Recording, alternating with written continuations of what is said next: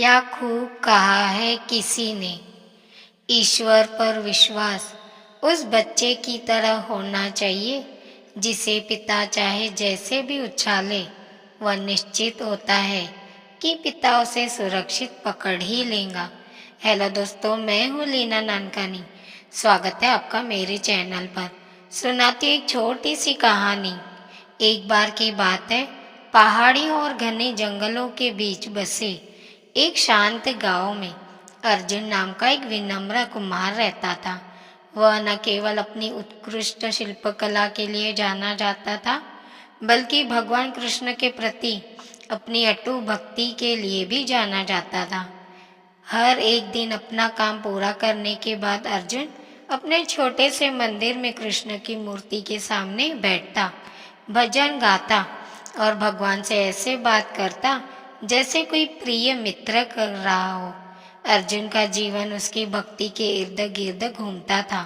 उसके लिए कृष्ण कोई दूर का सर्वशक्तिमान प्राणी नहीं थे, बल्कि एक करीबी साथी थे जो उसके सुख दुख में साथ देते थे। अर्जुन का मानना था कि सच्ची भक्ति एक संवाद है, प्यार, विश्वास और समर्पण का निरंतर आदान प्रदान, और इसलिए वह रोजाना कृष्ण के सामने अपने दिल की बात कहता, अपने डर, अपने सपने और यहाँ तक कि मिट्टी की गुणवत्ता या अप्रत्याशित मौसम के बारे में अपनी सांसारिक चिंताओं को भी साझा करता। एक शाम जब गांव में भगवान कृष्ण को समर्पित वार्षिक उत्सव की तैयारी कर रहा था, तो अर्जुन को मंदिर के लिए एक भव्य मूर्ति बनाने का काम सौंपा गया। यह एक बड़ा सम्मान था, लेकिन इसने बहुत दबाव भी लाया। भगवान अर्जुन ने अपने मंदिर के सामने बैठकर कहा, आप जानते हैं कि मैं एक साधारण कुम्हार हूँ। मैं आपके योग्य मूर्ति कैसे बना सकता हूँ? मेरी मदद करें, मेरे हाथों का मार्गदर्शन करें। उस रात अर्जुन ने कृष्ण का सपना देखा। देवता मुस्कुराते हुए प्रकट हुए और कहा, चिंता मत करो अर्जुन, प्रेम से मूर्ति बनाओ और मैं तुम्हारे हर काम में तुम्हारे साथ रहूंगा। सपने में अर्जुन के दिल को आश्वस्त और दृढ़ संकल्प से भर दिया। उसने अद्वितीय ध्यान के साथ मूर्ति पर काम करना शुरू कर दिया, ऐसा महसूस करते हुए कि कृष्ण स्वयं उसके हाथों का मार्गदर्शन कर रहे हैं। दिन हफ्तों में बदल गए और मूर्ति आकार लेने लगी। गांव के लोग अक्सर अर्जुन की कार्यशाला में उसकी प्रगति की प्रशंसा करने के लिए रुकते थे। यह कोई साधारण काम नहीं है, वे कहते थे, ऐसा लगता है जैसे भगवान स्वयं इसमें निवास करते हैं। हालांकि अर्जुन विनम्र बने रहे। उन्होंने मूर्ति की सुंदरता का श्रेय कृष्ण की कृपा को दिया। जैसे तैसे त्योहार करीब आता गया, गांव में भयंकर तूफान आया। मूसलाधार बारिश और तेज हवाओं ने मूर्ति को नष्ट करने की धमकी दी। अर्जुन व्याकुल होकर अपनी कार्यशाला में भागा, जहां उसने देखा कि छत से पानी टपक रहा है और मूर्ति के आधार के चारों ओर पानी जमा हो रहा है। वह मूर्ति के सामने घुटनों के बल गिर पड़ा और रोने लगा, भगवान, मैंने आपको निराश किया है। मैंने इस मूर्ति को अपनी भक्ति के प्रतीक के रूप में बनाने का वादा किया था, और अब यह प्रकृति की दया पर है। अपनी निराशा में अर्जुन ने एक कोमल आवाज सुनी, जैसे कि उसके दिल के भीतर से आ रही हो। तुम क्यों डरते हो अर्जुन? क्या मैं हमेशा तुम्हारा साथ नहीं देता? पर विश्वास कर, मुझ पर विश्वास करो। इन शब्दों से शक्ति पाकर अर्जुन ने मूर्ति की रक्षा के लिए अथक प्रयास किया। इसे तिरपाल से ढक दिया और बारिश के पानी को पुनः निर्देशित किया। उसका विश्वास और प्रयास रंग लाए और मूर्ति सुरक्षित रही। जब तूफान गुजर गया तो गांव के लोग अर्जुन की मदद के लिए गए, इकट्ठा हुए और मंदिर के लिए मूर्ति तैयार की। त्योहार के दिन हर्षोल्लास के साथ मूर्ति का अनावरण किया गया। जब गांव के लोग कृष्ण की स्तुति में नाच रहे थे, गा रहे थे, तो अर्जुन एक कोने में चुपचाप खड़ा था। उसके चेहरे पर आंसू बह रहे थे। उन्होंने कृष्ण की उपस्थिति को पहले से ही कहीं अधिक गहराई से महसूस किया, मूर्ति में नहीं बल्कि लोगों के सामूहिक आनंद और भक्ति में। उस रात जब अर्जुन अपने छोटे से मंदिर के सामने बैठे थे तो उन्होंने कहा, भगवान, आज मुझे कुछ समझ में आया। भक्ति इस बारे में नहीं कि मैं आपको क्या देता हूँ या आप मुझे क्या देते हैं, यह हमारे बीच के बंधन के बारे में है और विश्वास के बारे में है कि आप हमेशा मेरे साथ हैं, हर चुनौती के दौरान मेरा मार्गदर्शन करते हैं। आश्चर्यचकित होकर उन्होंने फिर से कृष्ण की आवाज सुनी, जो कोमल और प्रेम से भरी थी। तुम सही हो अर्जुन, भक्ति दिल का रिश्ता है, जहाँ ना तो दूरी और ही प्रतिकूलता हमारे बंधन को कमजोर कर सकती है। तुम मेरे भक्त हो और मैं तुम्हारा भगवान हूँ, लेकिन सबसे बढ़कर हम प्रेम से बंधे हैं। उस दिन से अर्जुन की भक्ति और गहरी होती गई। डर या दायित्व से नहीं, बल्कि ईश्वर के साथ एक अटूट दोस्ती से। अर्जुन और कृष्ण के साथ उनके बंधन की कहानी दूर दूर तक फैल गई, जिससे अनगिनत लोगों को भक्ति को एक अनुष्ठान के रूप में नहीं बल्कि प्रेम और विश्वास, समर्पण से भरे एक जीवंत रिश्ते के रूप में देखने के लिए प्रेरित किया। वर्षों बीत गए और अर्जुन ने कुमार के रूप में अपना काम जारी रखा। न केवल मूर्तियां बनाई बल्कि ग्रामीणों को सेवा करने वाले बर्तन और उपकरण भी बनाए। उनकी प्रतिष्ठा बढ़ती गई और लोग दूर दूर से उनकी कृतियों को लेने आते थे, क्योंकि उनका मानना था कि उन पर ईश्वर का आशीर्वाद होता है। अपनी सफलता के बावजूद अर्जुन विनम्र बने रहे और हमेशा अपने कौशल और उपलब्धियों का श्रेय श्री कृष्ण को देते रहे। एक दिन रवि नाम का एक यात्री गांव में आया। रवि एक विद्वान और साधक था जो जीवन के रहस्यों के उत्तर खोज रहा था। अर्जुन की भक्ति और उसके काम से जुड़ी चमत्कारी कहानियों के बारे में सुनकर रवि ने उससे मिलने का फैसला किया।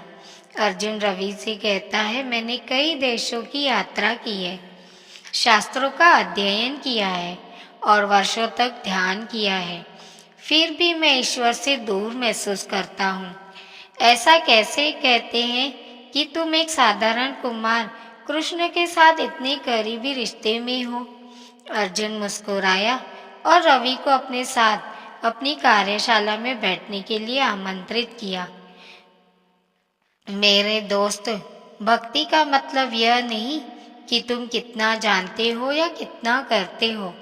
इसका मतलब है कि तुम कितना भरोसा करते हो और कितना प्यार करते हो। कृष्ण दूर नहीं है, वे तुम्हारे भीतर है। जैसे वे मेरे भीतर है, वैसे ही बात करो जैसे तुम किसी दोस्त से कर रहे हो, और तुम उनकी उपस्थिति महसूस करोगे। रवि को आश्चर्य हुआ, लेकिन संदेह भी हुआ। लेकिन जब मैं उन्हें देख नहीं सकता तो मैं उनकी उपस्थिति कैसे महसूस कर सकता हूँ, उसने पूछा। अर्जुन ने मिट्टी का एक टुकड़ा उठाया और उसे आकार देना शुरू किया। क्या तुम इस मिट्टी को देख रहे हो? यह बेजान लगता है ना, लेकिन इसके भीतर सुंदरता और उद्देश्य की संभावना छिपी है। अपने हाथों से मैं इसे कुछ सार्थक आकार देता हूँ। इसी तरह कृष्ण की उपस्थिति हमारे जीवन को आकार देती है। भले ही हम उन्हें सीधा ना देख सके, उनके हाथों पर भरोसा करें और आप समझ जाएंगे। रवि ने देखा कि अर्जुन मिट्टी को एक नाजुक दिए में ढाल रहा है। अर्जुन की व्याख्या की सरलता ने उसे प्रभावित किया। उसने कुछ समय के लिए गांव में रहने का फैसला किया, अर्जुन के जीवन का अवलोकन किया और उसके द्वारा वर्णित भक्ति का अभ्यास किया। समय के साथ रवि ने एक परिवर्तन का अनुभव करना शुरू कर दिया। उसने अपने दिल में कृष्ण से बात करना शुरू कर दिया, अपने विचारों और भावनाओं को साझा किया। उसे इस अभ्यास में शांति मिली और वह अपने दैनिक जीवन में दिव्य उपस्थिति को महसूस करने लगा। अर्जुन सही था। उसने सोचा कृष्ण दूर नहीं है, वह मेरे भीतर है। जैसे जैसे रवि का विश्वास गहरा होता गया, उसने अर्जुन के काम में मदद करने का फैसला किया। मिट्टी के बर्तन बनाने की कला सीखी और इसे ध्यान के रूप में इस्तेमाल किया। साथ में उन्होंने केवल सुंदर कलाकृतियां बनाई, बल्कि दोस्ती का एक बंधन भी बनाया जो उनकी साझा भक्ति में निहित था। एक दिन गांव में भयंकर सूखा पड़ा। खेत सूख गए और गांव वालों की आजीविका चलाने वाली नदी एक धारा में बदल गई। हताश और भयभीत गांव वाले प्रार्थना करने के लिए मंदिर में एकत्र हुए।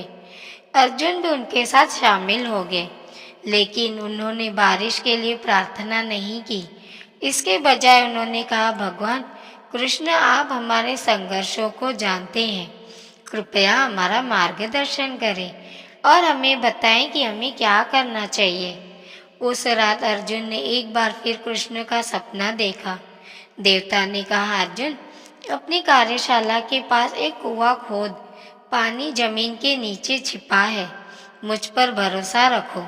अगली सुबह अर्जुन ने अपने सपने को गांव वालों के साथ साझा किया।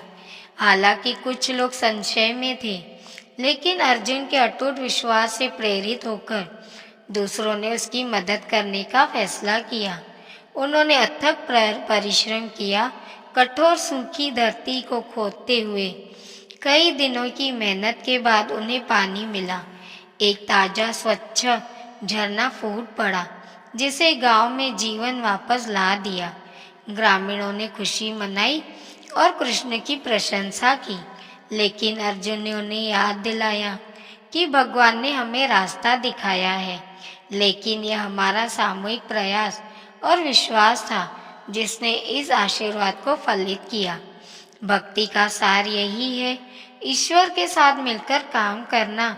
चमत्कारी कुएं की कहानी दूर दूर तक फैली, जिससे तीर्थयात्री और साधक गांव की ओर आकर्षित हुए।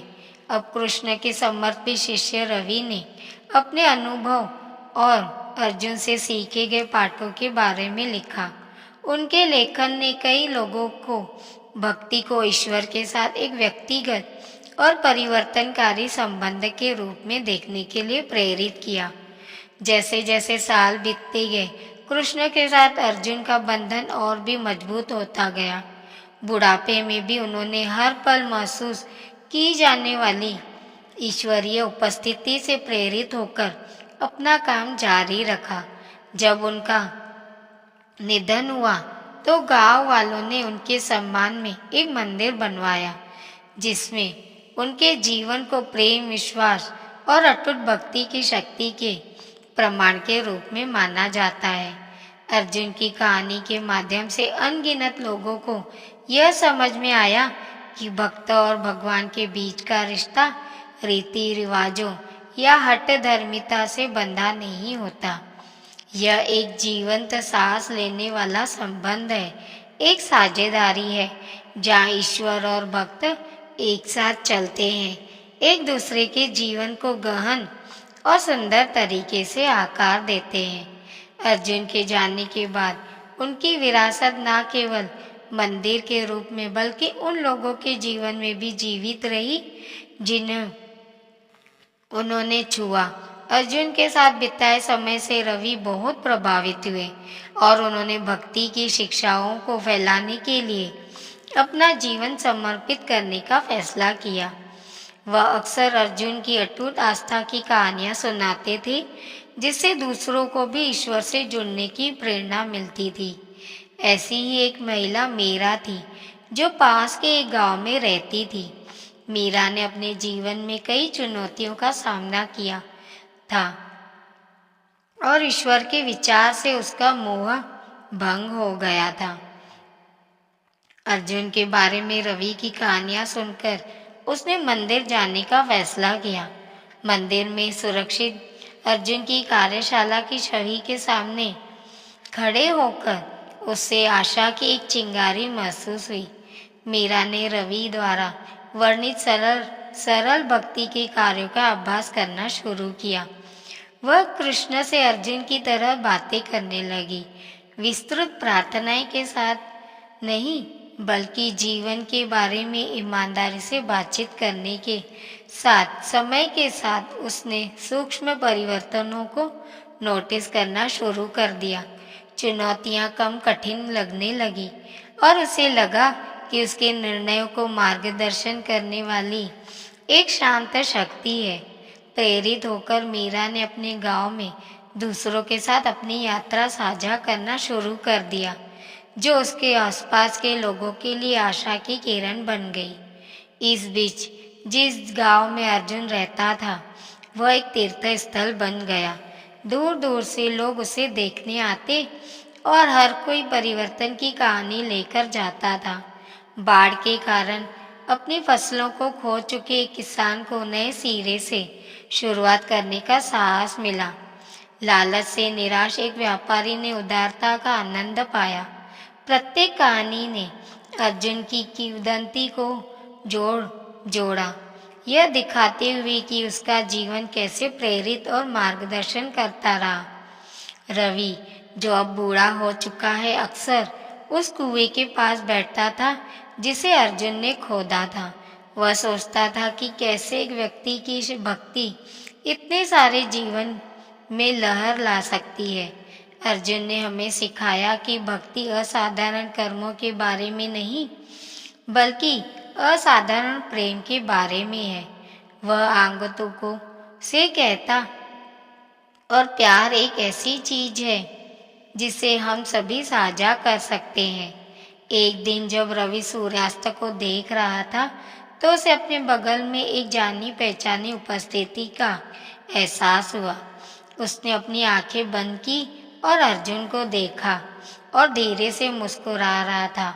आंखों में आंसू लिए रवि ने फुसफुसाना, जैसे कि मैं हमेशा कहता रहता हूँ, उस प्रेम और भक्ति के माध्यम से जो हम सभी को बांधती है। याद रखें, ईश्वर ये संबंधी का स्रोत नहीं है, मैं केवल दूसरों को यह याद दिलाने का एक साधन था। भाई, उसके भीतर पहले से क्या है। रवि ने महसूस किया कि उसके ऊपर शांति की गहरी भावना छा गई है। अर्जुन ने उससे कहा, तुम्हारे जीवन में अनगिनत लोगों को बदल दिया। तुम्हारी भक्ति अंधकार में खोए लोगों के लिए एक रोशनी की किरण बन गई है। अर्जुन ने उत्तर दिया, यह मैं नहीं था रवि, यह कृष्ण का प्रेम था जो मेरे और उन सभी के माध्यम से बह रहा था जिन्होंने अपना दिल खोलने का फैसला किया है। भक्ति उस कुएं की तरह है जिसे हमने खोला है। यह सतह के नीचे छिपा हुआ है, खोजे जाने की प्रतीक्षा कर रहा है। एक बार मिल जाने पर यह अपने आसपास के सभी लोगों का पोषण करता है और उनका उत्थान करता है। जैसे जैसे दृष्टि धुंधली होती गई, रवि ने अपनी आंखें खोली। उसके भीतर उद्देश्य की एक नई भावना जल रही थी। उसने अपने बचे हुए वर्षों को दूसरों को पढ़ाने और उनकी सेवा करने के लिए समर्पित करने का, अर्जुन की विरासत को जारी रखने का संकल्प लिया।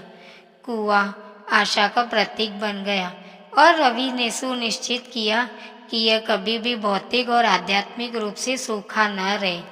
इस बीच मीरा कृष्ण के साथ अपने बढ़ते संबंध से प्रेरित होकर अपने गांव में जरूरतमंदों की मदद करने लगी। उसकी दयालुता के सरल कार्य, भूखे को भोजन देना, दुखी लोगों को सांत्वना देना और बच्चों को पढ़ाना, उसके गांव को बदल दिया। वह अक्सर कहती थी, भक्ति केवल प्रार्थना में नहीं, यह दुनिया को दिए जाने वाले हर प्रेम के कार्य में है। समय के साथ अर्जुन की शिक्षाएं रवि, मीरा, अनगिनत लोगों द्वारा फैल गई।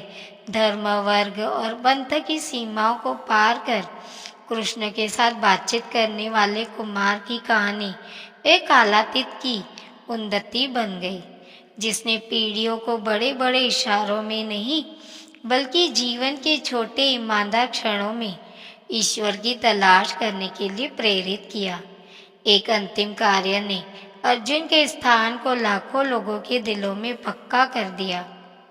उसके गांव के पास एक भव्य मंदिर बनाया गया जिसमें उसकी कार्यशाला को और कुआं शामिल था। तीर्थयात्री इस पवित्र स्थल पर वास्तुकला को देखने के लिए नहीं बल्कि अर्जुन की भक्ति की सादगी और पवित्रता का अनुभव करने के लिए उमड़ पड़े।